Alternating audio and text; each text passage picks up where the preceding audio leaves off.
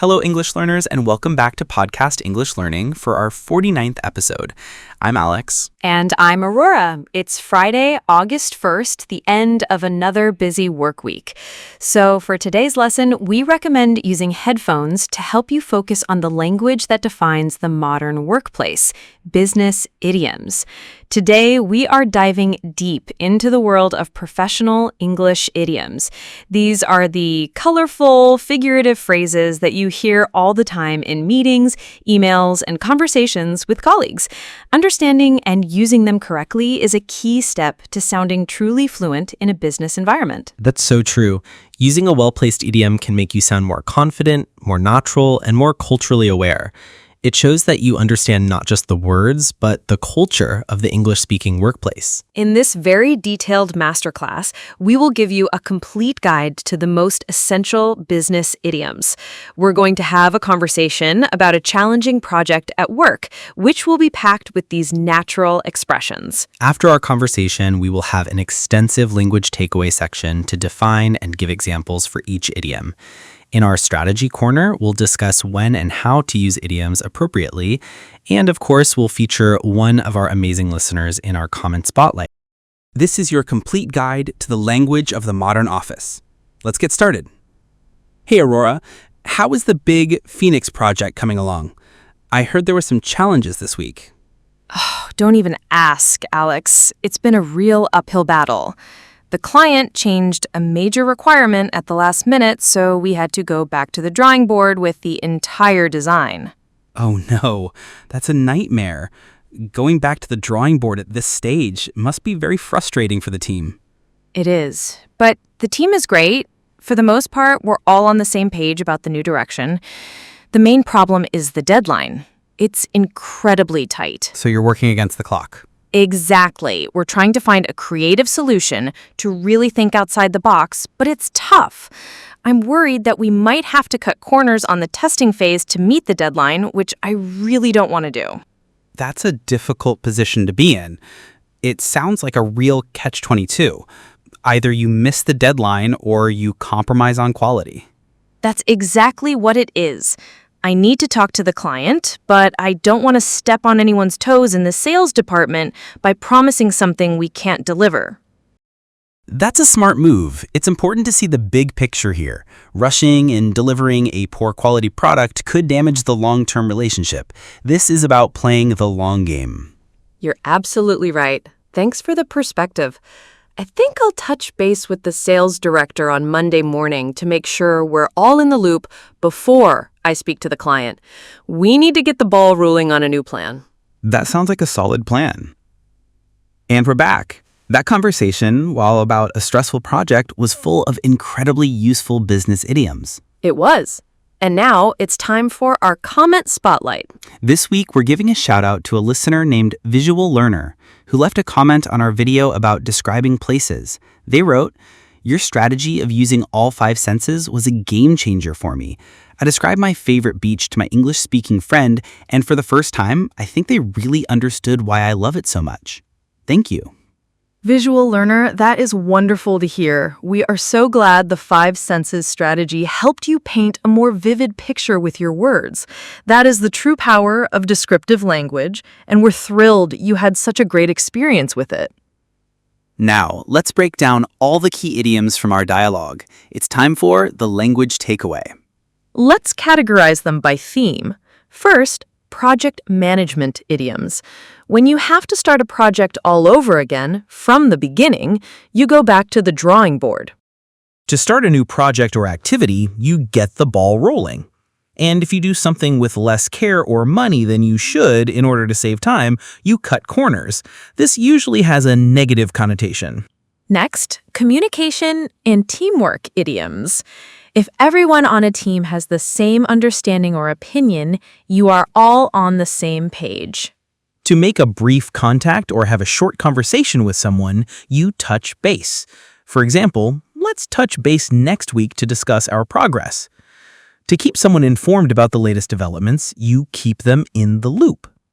And if you do something that might offend or upset someone, especially by interfering in their area of responsibility, you step on their toes. Now for strategy and ideas. To think in a creative and unconventional way, you think outside the box.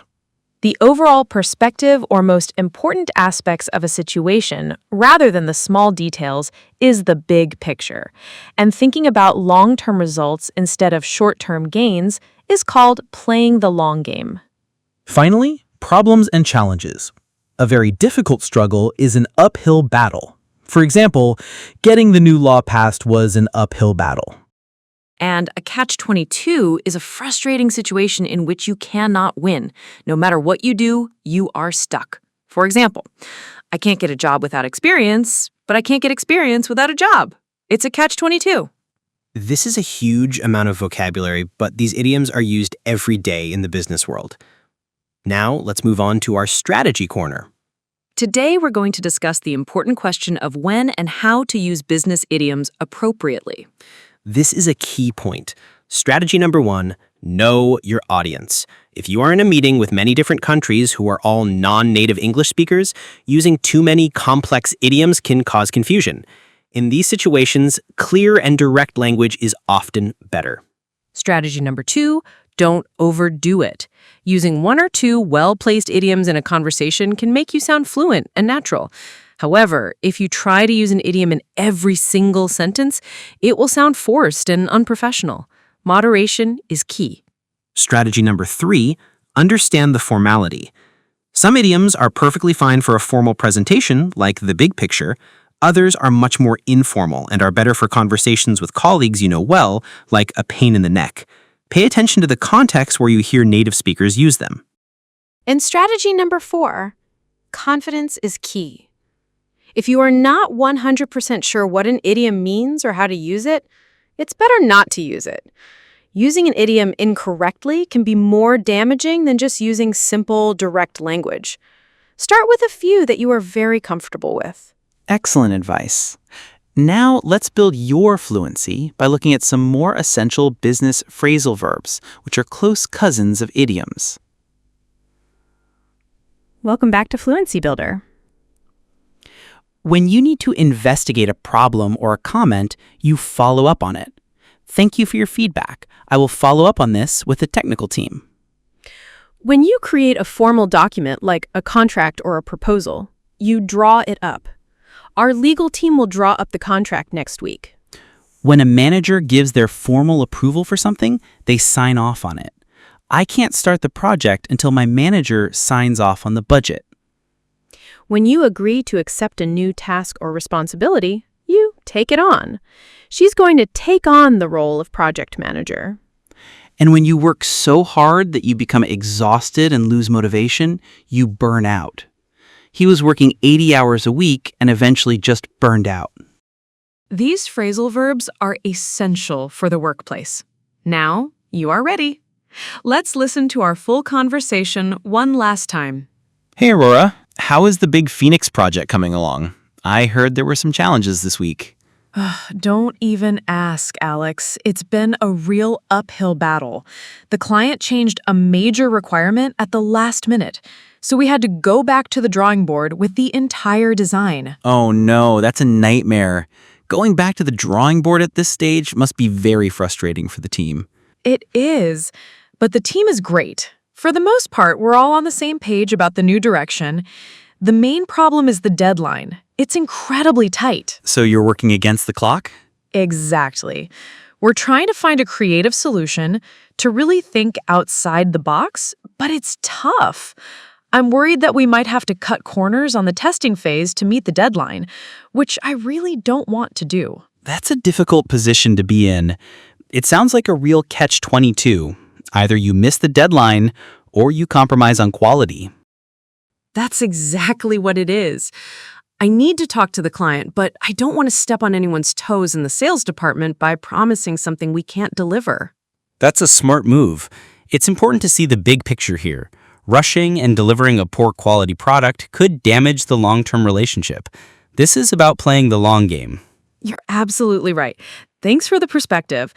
I think I'll touch base with the sales director on Monday morning to make sure we're all in the loop before I speak to the client. We need to get the ball rolling on a new plan. That sounds like a solid plan.